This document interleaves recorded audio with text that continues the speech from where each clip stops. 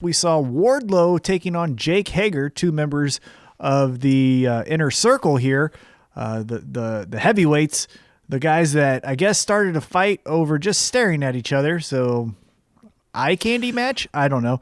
I think this is okay. So the group is melting together, right? With MJF and Hager, and I think what you said is coming. I think MJF is going to take over, but I think Wardlow is going to be out, right? And Jericho is probably going to be out as well. But the point of this is, I think that this was just, these are the two alpha tough guys, and then it was, all right, we've got to settle this. And it was like, all right, guys, will you settle this, right? That's why they were kind of saying they're watching, and Wardlow kind of won. So we'll see what that happens. But you saw MJF later with, I don't know if you want to get into that or just foreshadow off of this or whatnot. But one thing I was going to mention is, even at the start of the night and throughout the episode, Chris Jericho was on commentary. So it was interesting to see and hear his comments during this match where he was saying, what you alluded to, brothers fight. This is when they're going to figure out, who's top of the totem pole, things of that nature.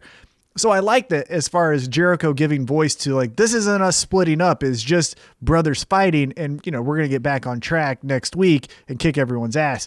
Like you alluded to, though, post-match, we saw Jake Hager, kind of taking a moment of reflection after a hard-fought loss, and MJF coming in to console him and saying, like, it's going to be okay, and then Jake Hager returning that and saying, you're not too bad, I appreciate it. So yeah, here it is again. Santana and Ortiz get won over by MJF. Now it looks like Jake Hager gets won over by MJF.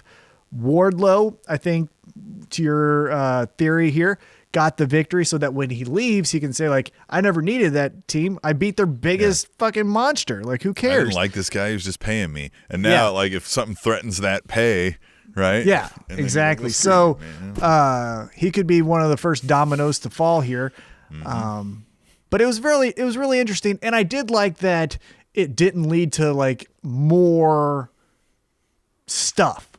One of the strongest attributes of AEW still, and moving into 2021, is that subtlety. Because typically what you would see from a WWE product or just, wrestling as kind of lazy booking would be Wardlow would get the victory with, a handful of tights. Jake Hager would get pissed. Then the group would split off because one saw it as him winning fair, and then the other saw it him winning dirty. And then we got infighting. Like, that's too much. Like, hit you in the face with this group is going to break up. This was done really well. So I was a fan of the segment and also the MJF segment a little bit later on.